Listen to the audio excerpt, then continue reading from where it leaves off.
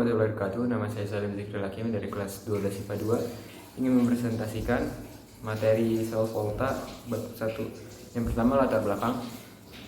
Radiasi pada dasarnya adalah suatu cara perambatan energi ke energi tanpa membutuhkan panas. Beberapa contoh adalah perambatan panas, cahaya, dan gelombang radio.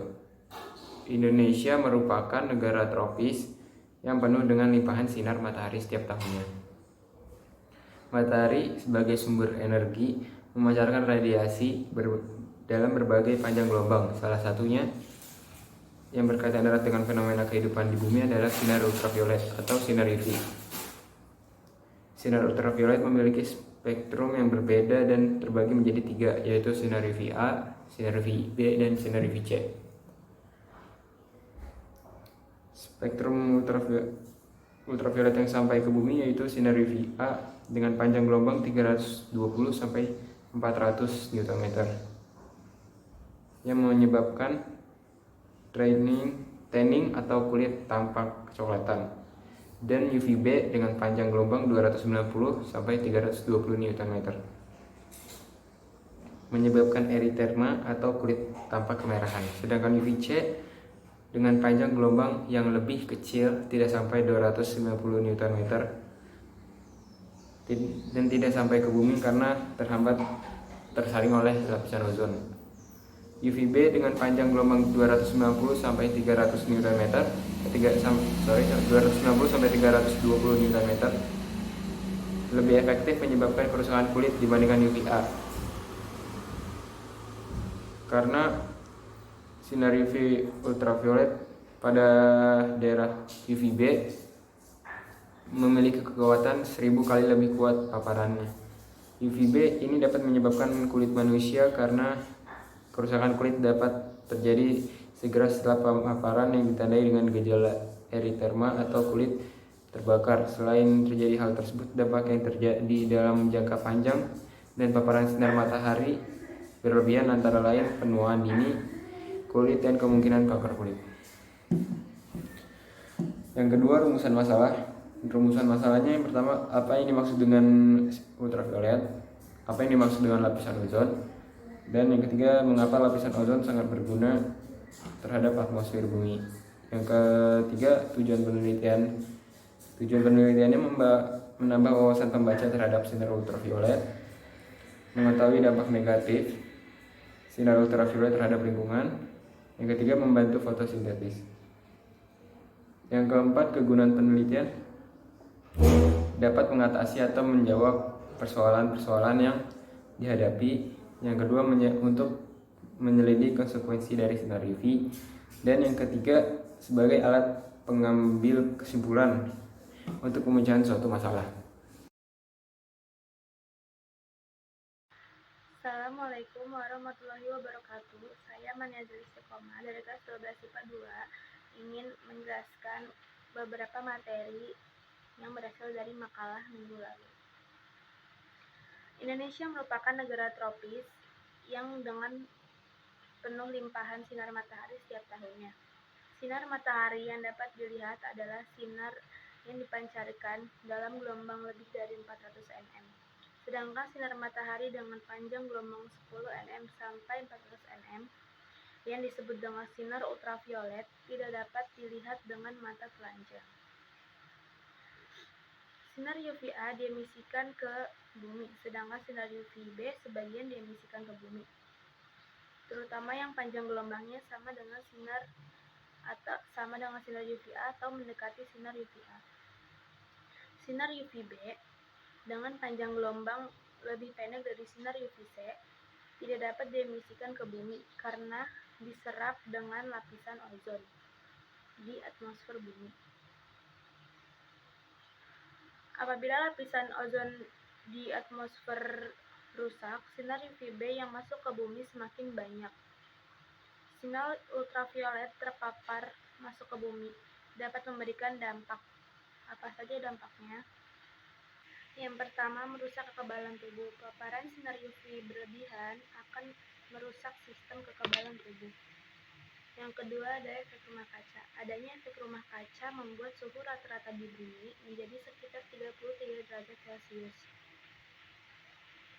Kandungan gas rumah kaca berupa karbon dioksida dan gas lain dalam atmosfer mengalami kenaikan.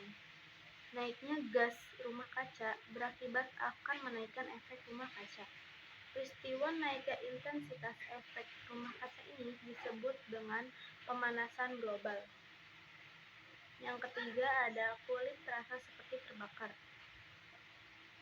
Hal ini biasa disebabkan oleh paparan sinar UVB yang masuk ke kulit. Yang keempat ada kanker kulit. Sekian dari saya, mohon maaf bila ada kesalahan. Wassalamualaikum warahmatullahi wabarakatuh.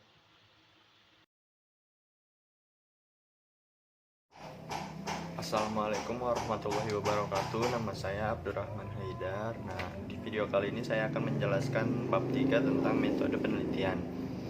Bahan dan metode penelitian. Bahan yang akan diuji adalah bibit pepaya yang ditanam pada polybag ukuran 8x12 cm dengan media campur tanah dan pupuk kandang.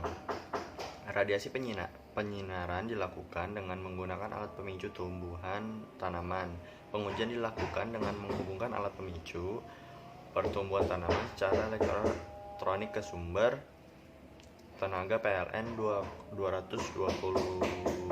volt AC dan cahaya yang dihasilkan akan menyinari tanaman yang polybag tersebut dengan jarak kurang lebih 100 cm pada pukul 18.00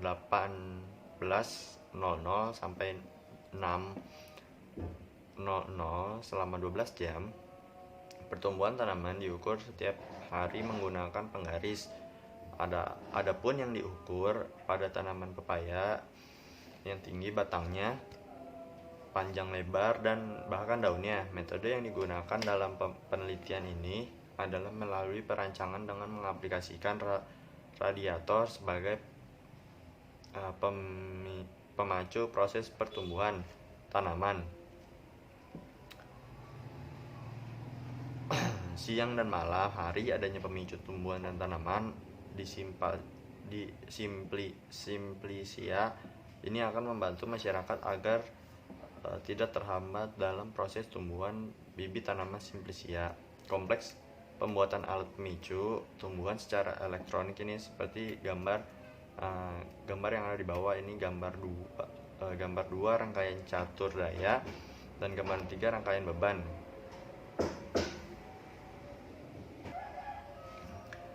Ketika rangkaian dihubung dengan sumber tegangan bolak-balik 220 volt, maka tegangan tersebut akan diubah dengan rangkaian power supply menjadi tegangan searah sebesar 3,5 volt. Tegangan ini untuk menyuplai blok lampu LED 13,5 watt, dan LED tersebut memancarkan sinar pada media tumbuhan dengan jarak kurang lebih 100 cm. Rangkaian ini adalah rangkaian utama dalam alat ini karena rangkaian ini adalah menyinari tanaman sebagai pemicu tumbuhan. Pemercepat tumbuhan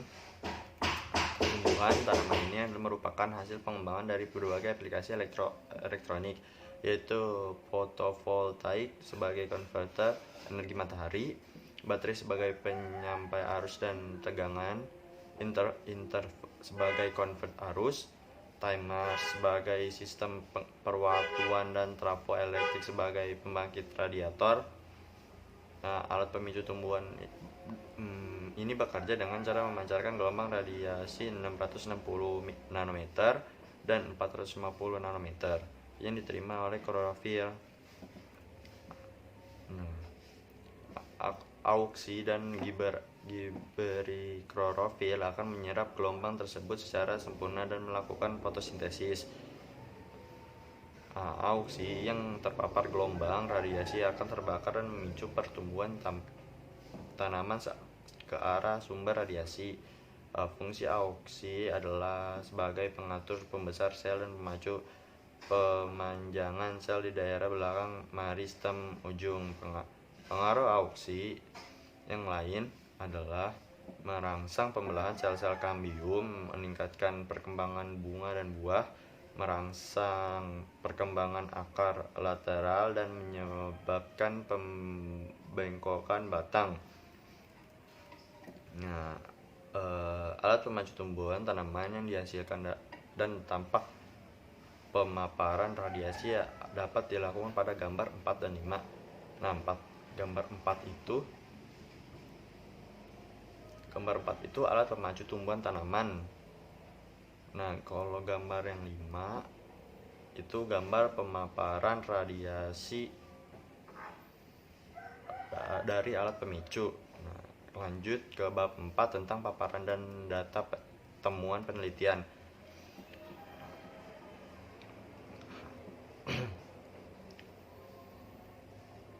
Hasil yang dicapai pada program ini adalah alat pemacu tumbuhan tanaman Simplicia yang ramah lingkungan.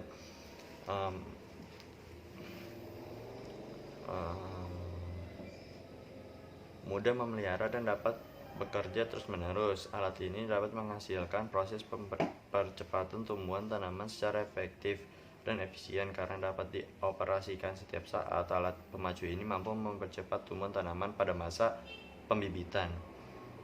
Waktu tumbuhan tanaman pepaya ini mencapai tinggi 10 cm, jumlah daun 7 buah dengan lebar daun 5 cm dalam waktu 20 hari. Pada gambar 6, 7, 8, dan 9 berikut disajikan perbandingan tinggi batang, jumlah panjang, lebar, dan daun pepaya hasil pencinaran dengan menggunakan sinar UV dan matahari. Gambar 6 perbandingan batang dan pepaya. Gambar 7 perbandingan jumlah daun pepaya. Gambar 8 perbandingan panjang daun pepaya, dan gambar 9 itu perbandingan lebar daun pepaya. Nah, pada gambar 6789 tersebut menunjukkan bahwa penyinaran dengan sinar UV di alat pemacu tumbuhan tanaman pepaya telah berhasil mempercepat proses pertumbuhan pada saat pembibitan. Nah, rata-rata pertumbuhan tinggi batang per hari adalah 0,5 cm. Rata-rata pertumbuhan panjang dan per harinya adalah 0,25 cm.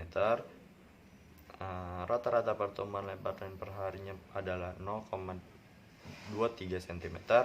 Hasil ini menunjukkan bahwa rasio rata-rata pertumbuhan batang per hari meningkat 1,5 kali.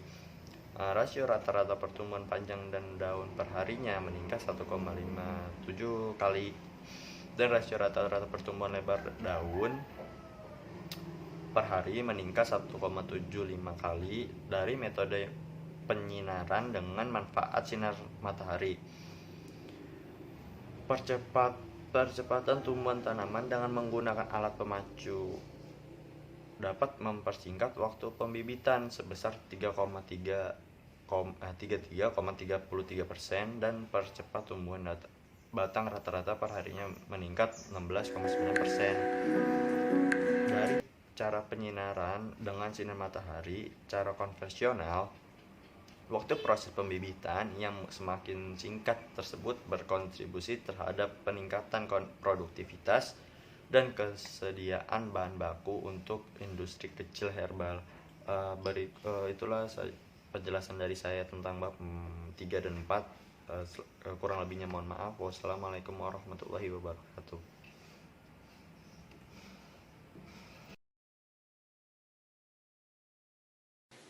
Assalamualaikum warahmatullahi wabarakatuh. Perkenalkan, nama saya Alfira Maulia dari kelas 12 IPA 2. Saya akan membahas tentang bab 5, yaitu pengertian sinar ultraviolet. Sinar ultraviolet adalah radiasi gelombang elektromagnetik yang berasal dari matahari.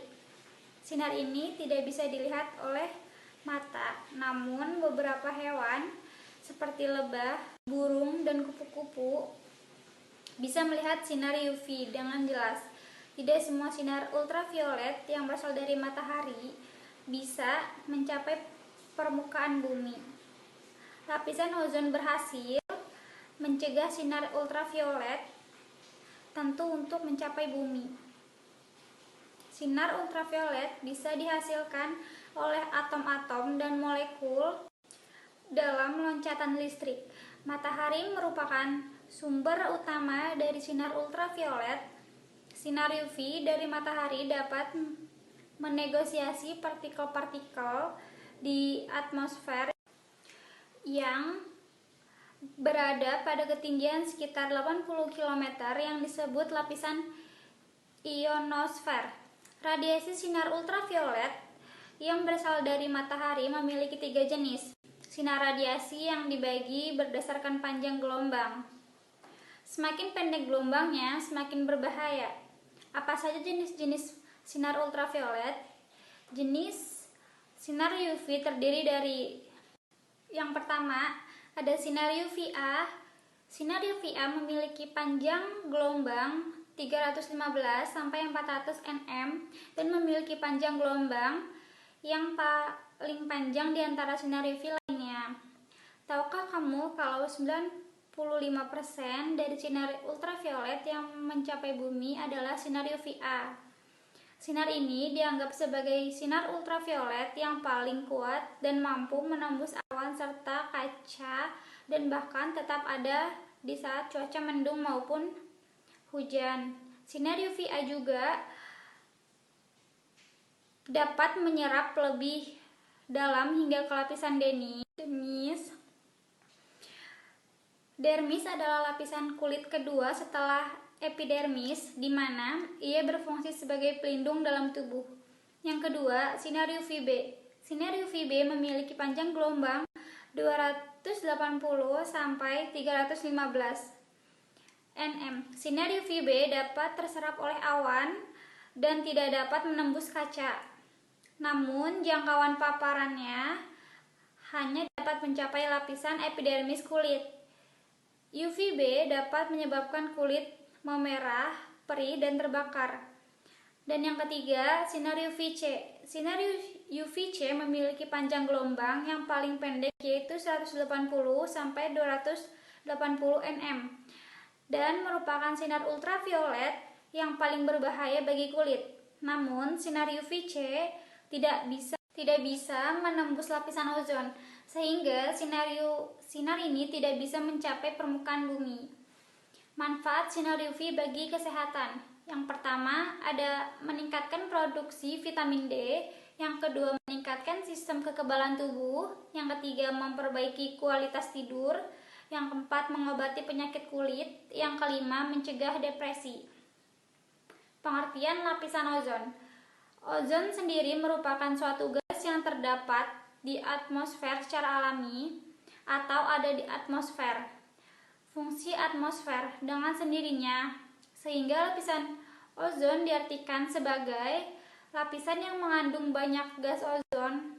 Ozon ini merupakan suatu gas yang mengandung unsur-unsur kimia.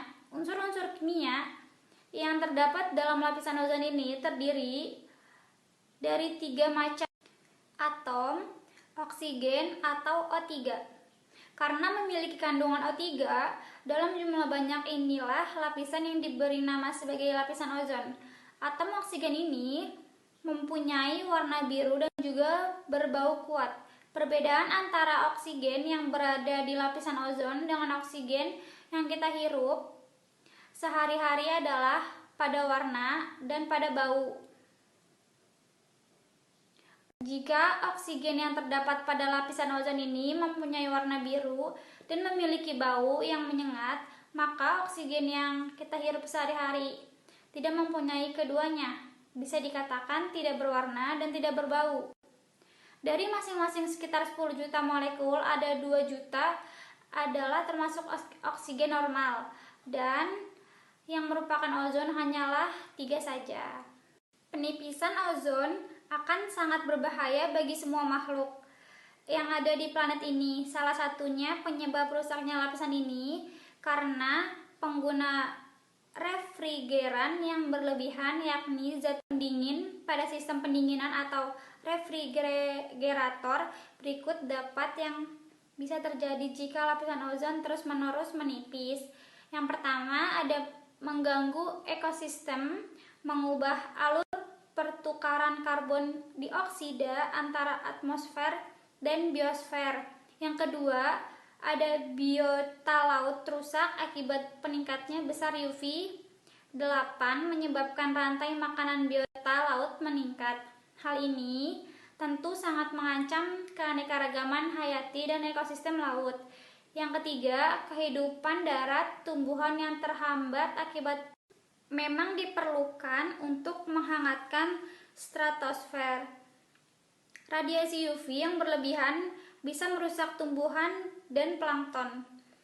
Tumbuhan dan plankton menjadi makanan bagi hewan darat dan hewan laut. Dengan demikian, radiasi UV yang berlebihan bisa mengganggu keseimbangan ekosistem. Terima kasih.